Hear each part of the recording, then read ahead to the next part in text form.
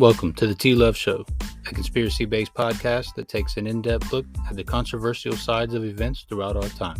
And I'm your host, T Love. Welcome back to the T Love Show, episode 6 Smart Cities.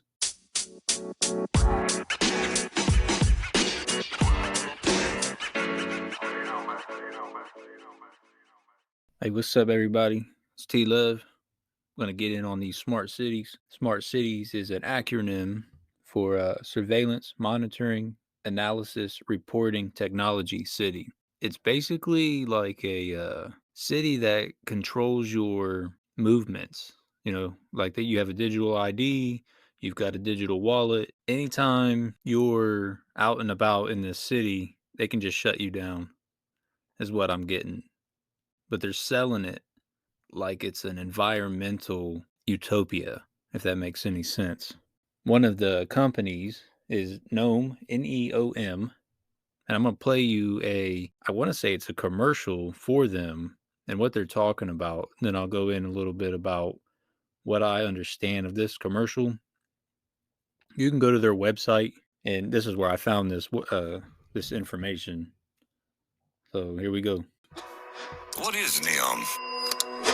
This is Neom, or here, to be more precise, in the northwest of Saudi Arabia. But Neom is more than a place. It's a home for people who dream big. Bigger than that. That's more like it. It'll be a hub for innovation, an entirely new model for sustainable living. The vision for a new future. In fact, that's how it got its name. But what will be there? There's Oxagon, a thriving city at the crossroads of the world, where advanced manufacturing will enable industries of the future. Trojana, a year-round mountain destination. Just remember to pack your skis when you visit. Or if skiing's not your thing, there's always Sindala, one of Neom's many beautiful islands, perfect for some R&R. And the Line, a 500-meter high, 200-meter wide, 170-kilometer long city in the shape of, well, a line. No roads, cars, or emissions. And everything its 9 million residents could ever need within a 5-minute walk. But best of all, the entire region will offer unparalleled access to nature and will be powered by clean energy. All within easy reach of the rest of the world.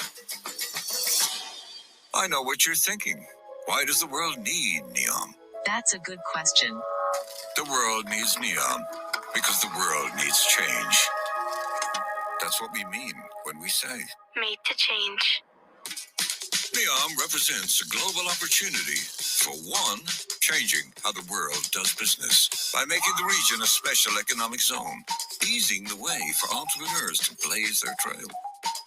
Two, changing the way we live our lives with preventative healthcare and the highest standards of livability. Sounds nice, right?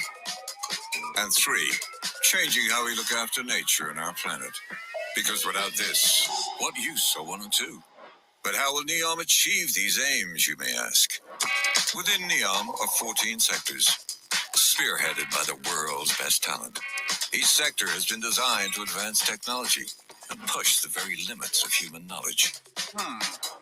Imagine Neom as a prototype for a better future, a future for all. One being built to last. Sound good? Great. So when the world asks, what is Neom?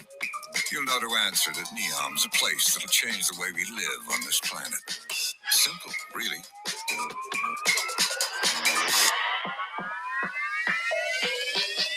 So what you just heard was a Neom commercial because they need investors. Saudi Arabia obviously has billions of dollars, trillions of dollars, probably in oil money. But when you go to their site, they're looking for investors to invest in those 4 locations that they spoke about. Most people, I think, would live in the Line, is what they were calling it. They work out of the Octagon, which is a shipping hub in the Red Sea. And then, like, the other 2 is kind of like vacation destinations. It seems really, nice, honestly. But at the same time, they can control your movements, your money. So anytime they want to, they can just shut you down. If they don't like what you're doing, or like where you're going. You could be going into a store and they say, "Oh, well, your digital ID doesn't work here. You can't come in here." And if you think that this couldn't come to the United States, well, I got something else for you.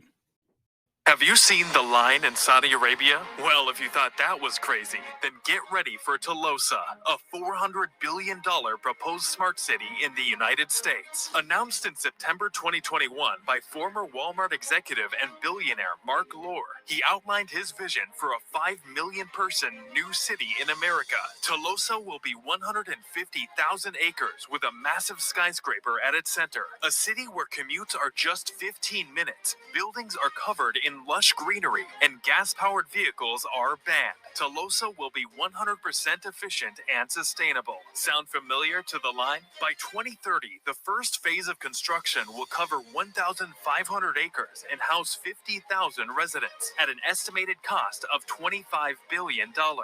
The total project will likely exceed $400 billion, and the city will reach its target population of 5 million within 40 years. Do you think it will be a success? So, just like the line, Tolosa is going to be a smart city. What I think they differ is in the line in Saudi Arabia, you're not allowed to have vehicles. They may have like some kind of transport system, but in Tolosa, you will be allowed to have vehicles, but they ought to be electric vehicles. No gas powered will be allowed there. Now, this is only a proposal, so I don't even know where it will be located, as the line is already under construction and should be starting to house people in 2025, where this is going to start construction in 2025. So you've got these two countries that are, I guess, competing to create the next smart cities, like these cities, these utopias for people to live in. It's like, who's paying for this? Like, is taxpayers paying for this? They're obviously looking for investors already for them. And then who's protecting them? Like, is it going to be like their own republic? Like, I don't understand that at all. So is the Saudi Arabia army going to protect these people in there? Because it seems like they'll just be sitting ducks if somebody wants to go in and take them out or take them over. So I don't really know that aspect of it. They haven't There's not a lot of information going on about these other than they're in the process of making them, and they're going to be housing these people to, I guess, live in a utopia world where it's better for the environment, which, like I said, it sounds great other than the fact that it feels like you have to give up all of your freedoms to live there because they can track you, even to the point of Philips, which is a brand of light bulbs, electronics, and refrigerators, washers, dryers. If you go on their website, they're coming up with something called smart lighting, and they're LED lights that they're trying to put in your homes that can listen to you, record you, videotape you. I don't understand the surveillance aspect of that. They're also wanting to put them on street corners, put them in your appliances. They connect right into your Wi-Fi. Like, it just seems like whoever these people are, these one percenters, I guess we'll call them one percenters, they just want to control you. And at what cost? Do you want to live like that? Like, yeah, it'd be nice to live in an environment what they're proposing, but I'm not giving up my freedoms. I don't want to give up my freedom to privacy. And it seems like that's kind of what they're taking with this digital wallet, digital ID. And if you're in an electric vehicle, they can probably shut that down if they don't like what you're doing, where you're going. So it just seems very suspect. And of course, Bill Gates, he's got his hand in on this too. So if you think it's just the Walmart guy who proposed this, think again. Here's Bill Gates's world. Welcome to Belmont, Arizona, future home to Bill Gates' smart city. In early November 2017, Gates threw around the idea in a debate about the need to invest in smart cities. The billionaire philanthropist then made headlines when a group heads by Gates' investment group, Cascade Investments LLC, purchased thousands of acres of land in the desert near Phoenix, Arizona, for $80 million. The plan for the massive plot of land, which is about 45 minutes west of downtown Phoenix, is to build one of the world's first smart cities from scratch. This Jetson-themed city will be named after the real estate developer behind the project. Belmont Partners is intended to be a forward-thinking community having a backbone of both communication and infrastructure that embraces cutting-edge technology. It will be built from the ground up and will rely completely on smart technologies such as high-speed digital networks, data centers, high-speed public Wi-Fi, high-tech manufacturing facilities, and autonomous vehicles. And even though just a few people live in the area now, Belmont said in a statement that the projected geographic size and population of Belmont will be comparable to Tempe, Arizona, which has a population of around 180,000.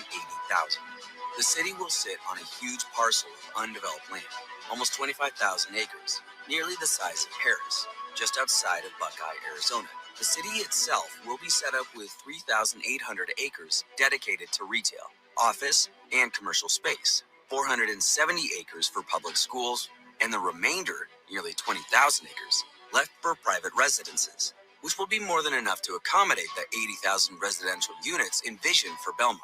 The plan will be to translate a blank slate into a purpose-built city built around a flexible infrastructure model, though there is no one living in Belmont just yet. Sorry, the video cuts off there, but it sounds like Bill Gates is trying to get his hands on also a smart city. And at least this one, unlike Tolosa, has a destination. It's going to be in Arizona, just north of Buckeye. I don't even know what to think about that because Bill Gates has got his hands into a lot of things. He owns a lot of land. And you wonder if these billionaires like Jeff Bezos, who owns 420,000 acres, is going to be creating his smart city. And then Oprah owns 100 acres, just shy of 100 acres in Maui. So you don't know what she's doing with that land, but maybe trying to get investors to build her own smart city there. It just makes you wonder, like, okay, well, what about all the cities that already exist? Dallas, LA, New York, New Jersey, um, all the ones in, Ohio, where I'm from. There's been rumors that Cleveland is going to be trying to turn into one of these smart cities. But I don't think that they're going to be called smart cities because I think because the way that the housing is already created, the infrastructure is already created for how they are, they're going to be called 15-minute cities. And the way that these 15-minute cities are being introduced doesn't sound all that great. So I've been seeing a lot about smart cities, and I decided to do a little digging myself. According to the World Economics Forum's website, 36 cities over 22 countries are participating in these smart cities, but many more is to come. So what is a smart city? A smart city stands for Surveillance Monitoring Analysis Reporting Technology. Basically, a digital ID will be given to every resident that will track in real time all of their daily movements, their activities, their spending habits, even their carbon footprint. They will be given 15-minute travel times to complete their daily activities unless they have a permit. And if they exceed those 15 minutes, they can be denied access to their spending and their activities that they need to do for the day. So, of course, you're like, I'm not going to move to one of those cities, right? Well, here's the thing. Because of the laws governing the Agenda 2030 land development, the government can actually seize polluted lands and force the residents to move. So if the government deems the land and water around you polluted, they can force you to move from your homes to these cities. So all of these train derailments, food processing plant fires, and other ecological disasters that are happening, they're beginning to make a lot more sense now. My last two episodes were about the food processing plants and the train derailments. And if Cleveland is suspect to become a 15-minute city, and East Palestine is pretty close to Cleveland, and I know in Arizona they've had multiple accidents. Now, I don't know about the chemicals, but I know they've had 2 train derailments and a truck tip over. Now, when the truck tipped over, it did have chemicals on that did spill. The nitric acid was on that truck. So it would make sense that all of these are trying to usher people into these other cities. But I don't think that like those utopia cities and these 15-minute cities are the same. I think they're two completely different things that they're trying to create to monitor us as citizens. So you have 15-minute cities, which were going to be created out of cities that are already established. And then you have the smart cities that are going to be created out of nothing and trying to get people to move there. So a whole lot is going on. And if you don't think that this is happening in Oxford, they're already rioting right now because they've voted to create a smart city or a 15-minute city. They're trying to make Oxford a 15-minute city. And the residents there do not want that. They didn't vote for it. The council voted it in, and they're trying to push it. They're trying to compare this to Nazi Germany, where they created these ghettos. They were called ghettos, and it's where they stuck all the Jews, the Jewish community, so that they could track them and they knew who was Jewish and who wasn't Jewish. And that just seems like now it doesn't matter what you are. They want to put you in these cities to just control you. I'm not sure how this could be worldwide, especially with the way that we're set up. You know, we have some dictators, we have some democracies, we've got all kinds of different political aspects. And if they're all trying to come together to usher in these 15-minute cities for cities already established and these smart city utopias, it's going to take a long time for them to do it. Plus, you have backlash already, and it could create some kind of revolution. And I don't want to see that either. Do I think there needs to be change? Yes. Yes, there needs to be change. But at what cost? At the cost of our freedom? I'm not giving up my freedom just to go live in a utopia world where they can track me and monitor me. I'm good. And I'm sure a lot of other people will feel that same way. You know, if they want to create these cities, these utopia cities, and people want to go live there, that is their right to. They have a right to go do that, but to infringe on other people's freedom on how they want to live, I don't think that they can do that. And they're not going to be able to do that without any kind of pushback, where you got these one percenters trying to control everything. And I don't think that that's right. They don't speak for me. And with that, I'm going to leave you guys. And as always, you'll find your lucky where hard work meets opportunity. Stay blessed.